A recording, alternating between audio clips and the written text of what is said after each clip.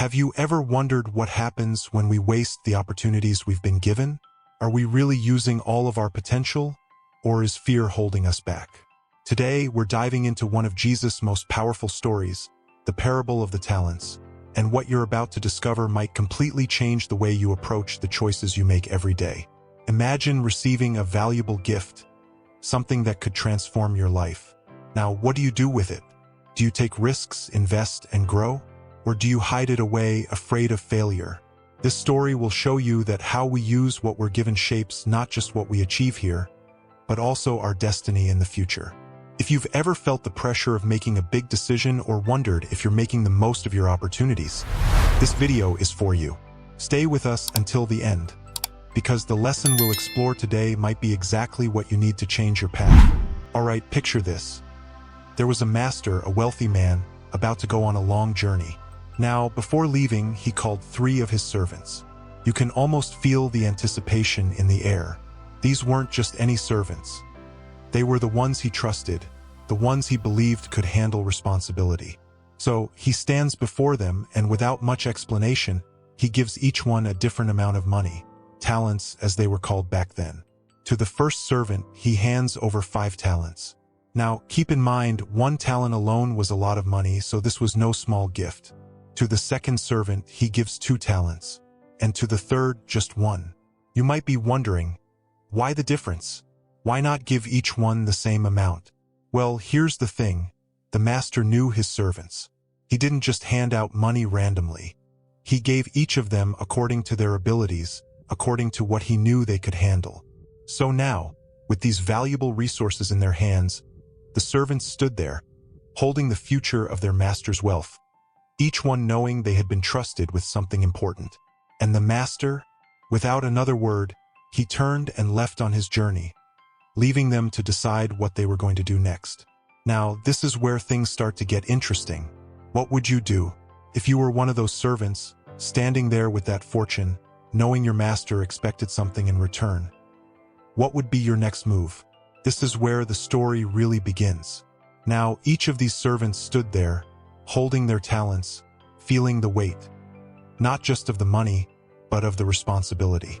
You could almost see the gears turning in their minds, each one realizing that the master didn't just give them this for safekeeping.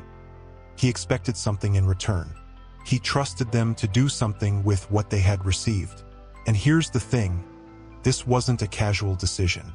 The master knew their strengths and weaknesses, and he gave to each according to their ability. But with that trust came expectation. The servants had a choice to make. Would they step up, take some risks, and multiply what they were given? Or would they play it safe, maybe even do nothing, and hope that keeping the talent hidden was enough? What's clear here is that the master had left them freedom. There were no detailed instructions, no step-by-step guide on how to handle the money. He didn't say, invest in this or spend it here. He left them with the responsibility to make their own decisions. And that's where the real test began. Each servant knew that when the master returned, there would be a reckoning. There would be an accounting for what they did with the talents. It wasn't just about having money in hand. It was about proving themselves through their actions. So what do you think they did next? How would you handle that responsibility? Would you feel the pressure of the master's expectation? Or would you see it as an opportunity to show your worth? The story was just beginning to unfold. The first servant didn't waste any time. He looked at those 5 talents in his hands and knew exactly what he had to do. He took action immediately. No hesitation, no second guessing. He went out and began trading, investing, and working hard to multiply what had been entrusted to him. And you know what? His efforts paid off. He didn't just earn back the 5 talents he had been given. He doubled it. Now, imagine the satisfaction, the sense of accomplishment, as he looked down and saw 10 talents where there had once been only 5. He had taken a risk, yes, but with that risk came reward. He knew his master expected something great from him, and he didn't want to disappoint. So he stepped up, made bold moves, and turned those 5 talents into 10. He could have played it safe. He could have thought, 5 talents is enough. Why risk it? But he didn't. He understood that the master had trusted him because he believed in him, and the servant wasn't going to let that belief go to waste. Now think about this for a moment. This servant wasn't special because he received 5 talents. He was special because of what he did with those talents. It wasn't the amount that mattered. It was his willingness to work, to invest, and to multiply what he had been given. And as he stood there with 10 talents in his hands, he knew that when the master returned, he would have something remarkable to show for his efforts. But the story didn't end there. There were still 2 more servants, and not everyone handled their talents the same way. Now, let's turn our attention to the second servant, the one who had been given 2 talents. He wasn't standing there with 5 like the first servant, but that didn't bother him. He knew the master had trusted him with what he could handle, and that was enough. So, just like the first servant, he got to work. He didn't sit around comparing himself to the one who had more. He focused on what was in his hands. 2 talents might seem like less, but to him it was an opportunity to prove his faithfulness. With determination, he invested and traded, working just as hard as the first servant. And in the end, he doubled his talents too. 2 became 4. Now, imagine the pride he must have felt. Not because he had as much as the first servant, but because he had been faithful with exactly what he was given. He didn't let doubt or fear hold him back. He understood that the master's trust wasn't about the amount, but about what he did with it. He could have easily thought, well, I only have 2 talents. It's not as much as the others. Maybe I should play it safe. But no, he took action. He used his gifts to their full potential, and in the end, he had 4 talents to show for his efforts. It's important to realize that the second servant wasn't judged by the number of talents he started with, but by his willingness to invest them. He didn't compare, he didn't complain, he simply worked with what he had, and that made all the difference. Both of these servants, one with 5 talents and one with 2, had shown incredible initiative. But there was still one more servant, and his story took a very different turn.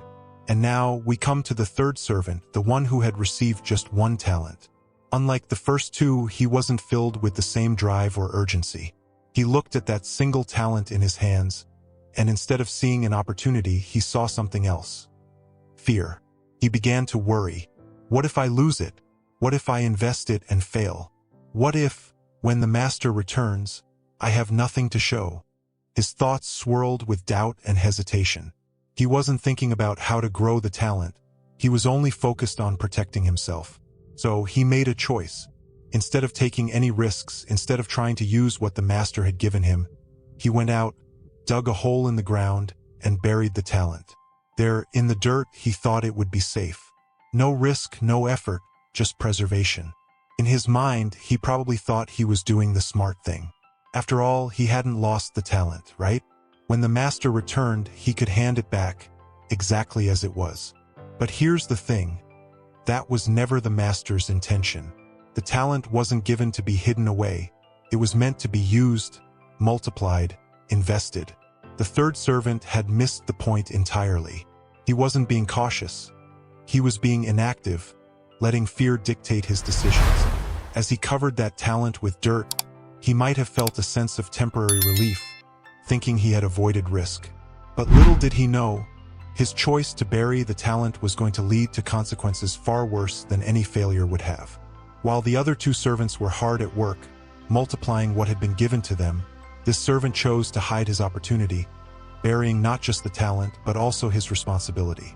And soon, the day would come when the master would return, and each servant would have to explain what they had done.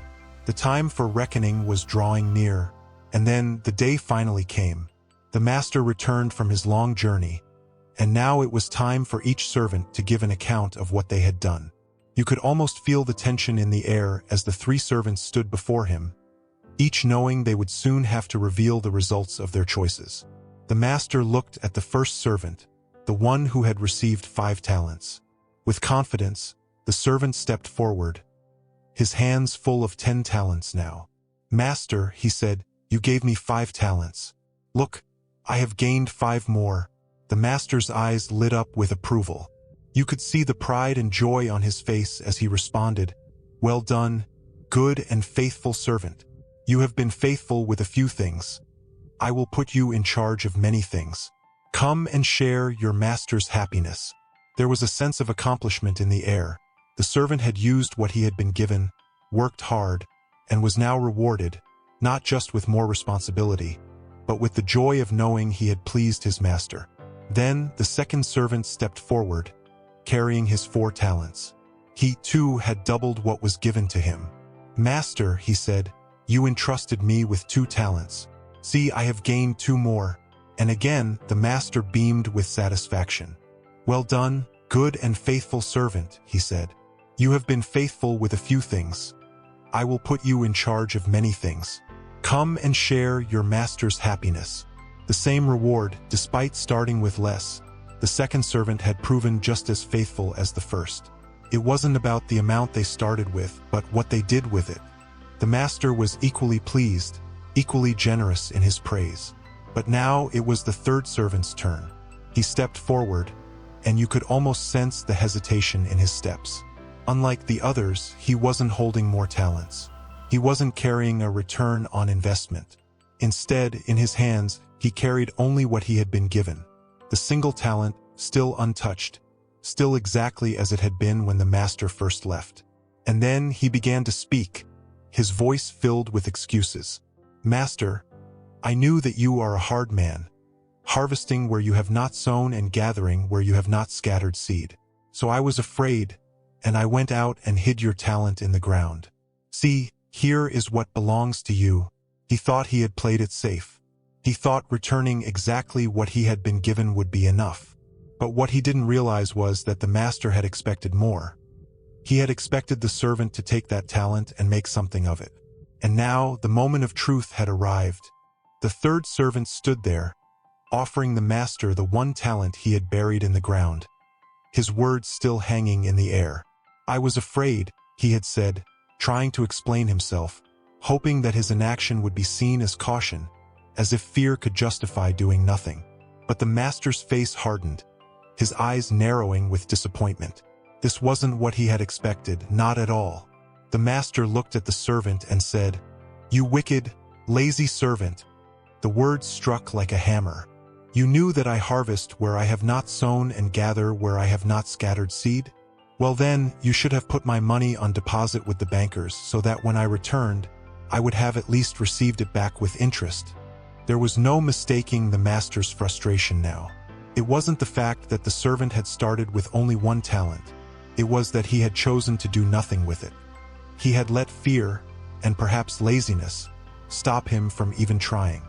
He hadn't even taken the simplest, safest route of putting the money in the bank to earn a little interest. The other servants had acted with boldness, with diligence, and they were rewarded for it. But this servant, out of fear of losing, had chosen not to risk anything at all. And in doing so, he had wasted the very opportunity he had been given. The master's words cut deep. "You could have done something. Anything. But instead, you did nothing." And now, the consequences of that inaction were unfolding before him. The master wasn't just disappointed, he was angry. This servant had been trusted with something valuable, but instead of using it, he had buried it. He hadn't failed by trying and losing. He had failed by refusing to even try. The room seemed to grow heavier as the reality of the master's judgment settled in. This wasn't just about the money. It was about the servant's heart, his lack of effort, his unwillingness to take the responsibility seriously. And now there would be a price to pay. The air grew tense as the master's disappointment weighed heavily in the room. The other servants watched, knowing this moment was pivotal. The third servant, who had chosen to bury his talent, stood there, realizing too late the gravity of his choice. Then, with a commanding tone, the master spoke again. "Take the talent from him and give it to the one who has 10 talents. The servant's eyes widened in shock. His 1 talent, his only possession, was being stripped away. He hadn't lost it through reckless risk or failure. He had lost it through inaction, through fear. And now it was going to the servant who had multiplied his 5 talents into 10. The master continued, his voice firm and unwavering. "For whoever has will be given more, and they will have an abundance. Whoever does not have, even what they have will be taken from them." This was the moment where everything became clear. The servants who had acted, who had taken what they were given and multiplied it, were rewarded with more responsibility, more opportunity, more abundance. But for the one who had refused to act, who had hidden away his opportunity out of fear. Even the little he had was taken away. It wasn't just about money. It was a lesson about using the gifts, the opportunities, the responsibilities we've been given. Those who seize the moment, who take action, are entrusted with more. But those who shrink back, who let fear paralyze them, lose the very thing they were trying to protect. The third servant now stood empty-handed, while the servant with 10 talents held even more. The lesson was stark. When we don't use what we've been given, we lose not just the opportunity, but the reward that comes with it. But the master's judgment wasn't over yet. There was still one more, final consequence to come. The room seemed to grow even colder as the master's gaze turned back to the third servant. The weight of what had just happened, losing the talent, seeing it handed to another, was already crushing. But there was more to come. The servant could feel it, a tension that settled in his chest, knowing he had not only lost the talent, but also the trust of his master. And then, with a voice full of finality, the master delivered his harshest words yet. "And throw that worthless servant outside, into the darkness, where there will be weeping and gnashing of teeth." It was a chilling judgment. The servant wasn't just losing his position. He was being cast out, exiled from the master's presence, into a place of darkness and regret. The weeping and gnashing of teeth symbolized deep sorrow, the kind that comes when you realize, too late, the consequences of your actions. Or, in this case, your inactions. Imagine the terror in the servant's heart at that moment. He had thought playing it safe would protect him. He believed that simply returning the talent as it was would be enough. But now, standing there with nothing, he realized the mistake he had made wasn't just about the talent. It was about not using the chance, the gift he had been given. And that mistake had cost him everything. There was no appeal, no second chance. The master had spoken, and the servant was led away, disappearing into the darkness, cut off from the master's rewards and from the joy that the other two servants were now sharing. That darkness wasn't just a place. It was a symbol of separation, a consequence of living a life where fear, laziness, and complacency had taken the place of courage, effort, and faithfulness. The servant had been given an opportunity, and he had chosen to bury it, both literally and figuratively. And now he was reaping the consequences of that choice. The lesson was clear, and the silence that followed spoke louder than any words. The master had entrusted each servant with talents, expecting them to act, to grow, to take risks. And now only those who had done so remained in his presence, sharing in his joy. The third servant, who had chosen fear over action, was left outside, in the darkness of his regret. And there, in the wake of the third servant's banishment into the darkness, the reality of the master's expectations settled heavily. The two remaining servants, the ones who had taken risks, who had worked diligently with what they were given, stood in the light of their master's approval. They had done more than protect what was entrusted to them. They had multiplied it, grown it, expanded its reach. And for that, they were not only rewarded with more responsibility, but with the greatest reward of all, sharing in their master's joy. The contrast was stark. On one side, the faithful servants stood, filled with the satisfaction that comes from having fulfilled their purpose, from having seized the opportunities they were given. They had been entrusted with a little, and in return, they had been given much more than they could have imagined. Greater responsibilities, yes, but also the deep joy of knowing they had pleased their master. On the other side, there was only darkness, where the third servant now remained. That darkness wasn't just physical. It was the void left by missed opportunities, by fear ruling over faith, by inaction when action was required. It was a place of regret, where weeping and gnashing of teeth symbolized the unbearable weight of realizing, too late, the cost of doing nothing. The master's words still echoed in the air. For whoever has will be given more, and they will have in abundance. Whoever does not have, even what they have will be taken from them. This wasn't just about talents, it was about how we live our lives. What do we do with the gifts, the opportunities, the responsibilities we are given? Do we hide them away out of fear, or do we take the risk, trusting that growth only happens when we act? The parable leaves us with a powerful truth. It's not about how much we are given, but about what we do with it. The faithful servants weren't praised because they started with more, they were praised because they used what they had. They took risks, they acted, and in the end, they shared in the master's joy. The third servant, he wasn't cast out because he had less, he was cast out because he chose to bury his chance, to let fear stop him from even trying. And in the end, that choice cost him everything. So, we are left to ask ourselves, what will we do with the talents we've been given? Will we seize the opportunity, take action, and grow what we have? Or will we, like the third servant, bury our chances in the ground, hoping that avoiding risk is enough? The master's expectations are clear, and so are the rewards and the consequences.